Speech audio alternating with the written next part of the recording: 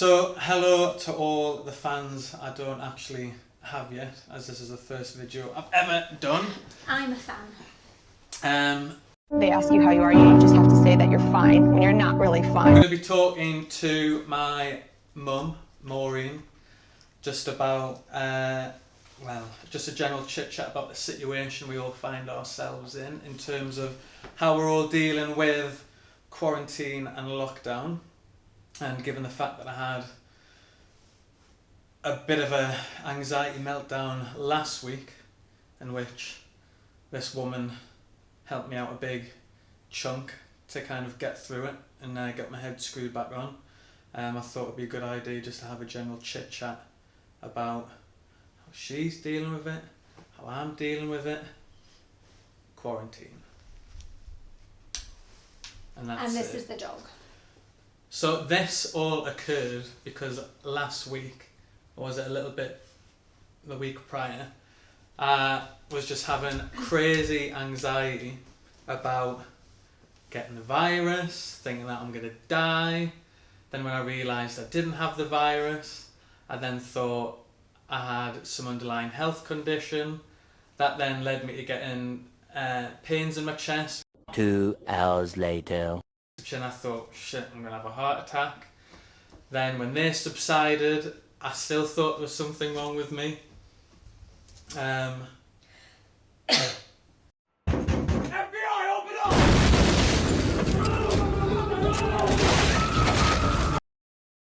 I was just kind of having odd little chats with my mum about it. We then started going on little therapy walks. So yeah, and I've just kind of discovered odd little breathing exercises I'm doing, bits of yoga, stretching, just daft little things that just kind of make me feel better, really. So yeah, and then, you know, my mum being a good help because she is dealing with this really well, to be honest. Hasn't phased you at all? And so I can say that Alex is usually really laid back. Everything goes over his head. Doesn't really worry about much. You are like that. But Alex surprised me because he really got stressed to the point where I was more worried about him than I actually was about the virus. No, I was worried that his head was going to explode. He really surprised me. I was close to a bit of a meltdown. But I think that you surprised yourself as well at how you were feeling about it. Well, what worried me was that, like, normally I've been able to kind of like control my my mental health. Like, I've always kind of been able to dive head first into like creativity, photography. Like, I've always been able to just kind of go out, meet friends on a weekend or like after work and just kind of out all the stuff that's going on in my head to make myself feel better. And given that I can't do any of that now, or like very little, like my creativity dwindled because I was worrying I wasn't able to kind of go out and, you know, go for a walk freely, or I kind of didn't want to because I thought when I step out the house I'm risking myself to catching something, and I was just kind of like deathly scared to even, like, you know, going to work. I was kind of scared about getting public transport. Loads of things that were just kind of stopping me from being able to do what I normally do to kind of control it. So I think it just got to a point where I was like, I'm either going to have to actually speak to my mum about it for like the first time properly, or I'm going to have like a full-on meltdown. Because I was acting a little bit. Well, I mean, I knew that you were anxious. I knew that you were concerned. So we would have little chats at different times, but then it came to the point where I was sat just kind of, I'd not long been home from work, and then you came downstairs with a serious face, and it was like, right, I really need to speak to you about this. And I knew that there was something wrong, so telly went off, and then you just really offload. And then I really realised, I think at that point, just how concerned you were about it. Because you really were not in a good place. Yeah, it was probably like the first time for me really where like I was like crying in front of you. And to a point that I could have easily had like a good old sob. I was like holding it back. I was trying to encourage the sob, But you were upset, and I've not Do you seen mean you trying to like encourage that. her to sob? You know, because I think as a woman, I always feel better when I have a good cry about something. So, and sometimes it can help. But I was worried because I've never seen you quite that upset before. Just imagine you sitting opposite me going, think about dead relatives, cry a bit more, go on, get it out. No, but you didn't need that because Yeah, I was gone. what's going on was enough to push you over the edge.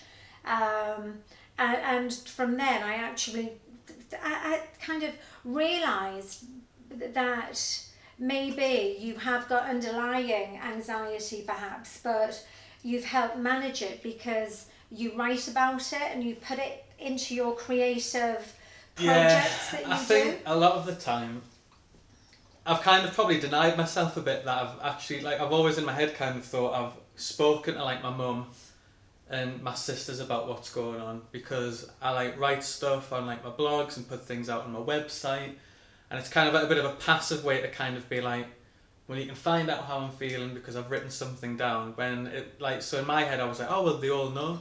I've kind of spoke to them about it. When there's like, it's one thing to passively just tell somebody what's going on, and it's another thing to tell them face to face that like I you're have to dealing with say as well that I've learned more about you as an adult from reading your blogs and stuff that you put out. Women, we have our network, we talk about things like this quite naturally, but it's not natural for men, let alone young boys. I mean, I've had you, Ash and Sadie, talking about everything around me for the past, 19 years? Exactly. So not shouting. no, we don't shout. Oh, We don't. bicker. We have disagreements. For me, I'm trying not to stress about this. In fact, I'm worrying more about how you're feeling, how my staff are feeling. Oh, a little plug there. Runs her own business. Don't know if anyone knew that. I'm a businessman. I do business, man. Talking business, man. That's Go on, not, talk about Westray recruitment. no, that's not what I'm saying. What I'm saying is, you know, I'm kind of, I suppose I'm old school. I take things more in my stride. I've not dealt with anxiety, not that I've recognised anyway, in my past. And I've had a few bumps in the road, as you know, kind of during my life. So maybe having had those bumps in the road have made me deal and cope better with something like this. Well, I think that's like the biggest thing out of all this as well. It's like everyone's realised like their own fragility in terms of how easily they can kind of catch a virus, and how much of the world do they actually need to give them some like semblance of life, because it's like, you know, just being able to go out your house, I think, is now kind of like a bit of a privilege now to be able to do it. This is our life, Yeah. being locked in, and we have to deal with it and make the most of it. But I think from what I've been hearing and from what I've been seeing on social media and people that I've been listening to, and I think probably it's relevant to us, I think we've been talking more, we've been spending more time together, because usually I'm in one room, you're in another room, Sadie's in another room. Yeah, but the thing is, most of that is probably down to the fact that when you're in that room, you're watching Love Island. I'm Bella Rosa from Essex. My dad's a boxer and my mum's a pub. Just got my lips done. I asked the doctor for an allergic reaction. No, I'm not. You love reality TV. I don't. I like documentaries. What?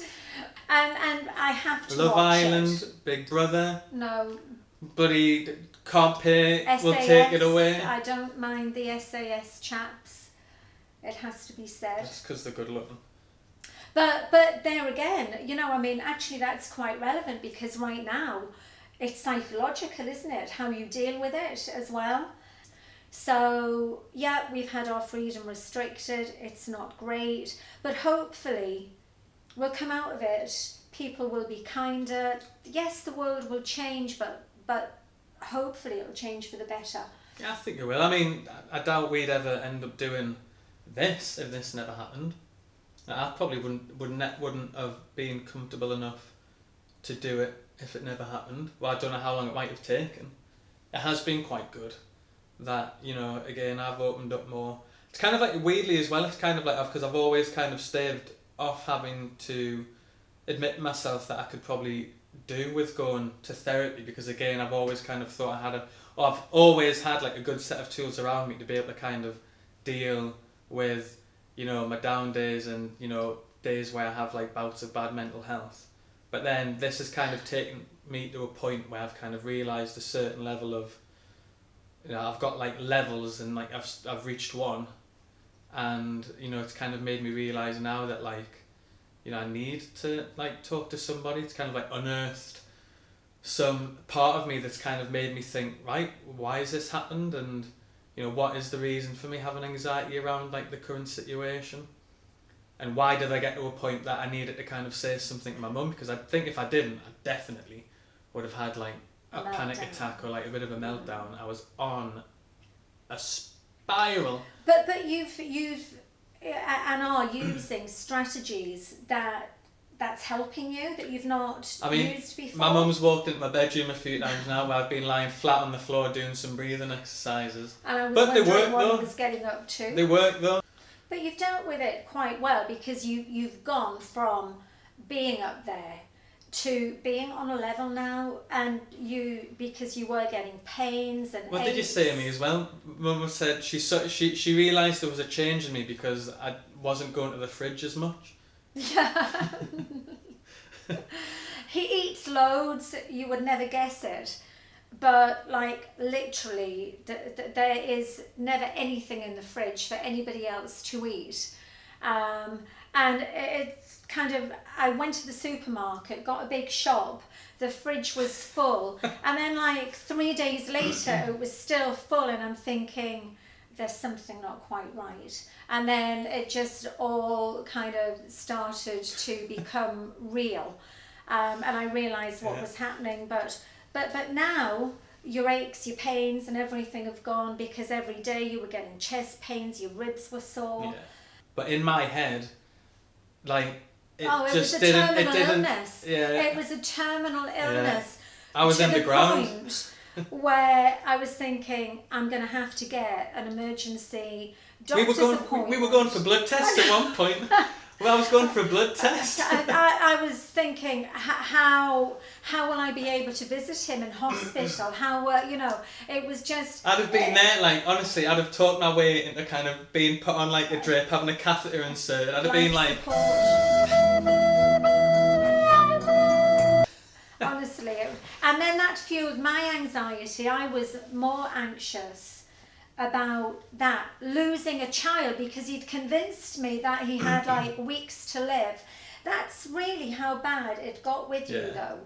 But obviously I was trying to keep a level head, but it's difficult when somebody's convincing you that there's something not quite right in their body, and you just know that there's something wrong, so you start believing that as well. But yeah, it was really quite bad, and I think the good thing that's come out of it for me is that hopefully you'll carry this on, and when you're feeling anxious or low or whatever, you'll come out and you'll talk about it. Because I think talking about it and just getting out, having our walks and stuff like that, and just breathing in some fresh air as well has helped. Yeah, definitely. So thank you very much. You're welcome. First video. And hopefully there'll be plenty more of these to come.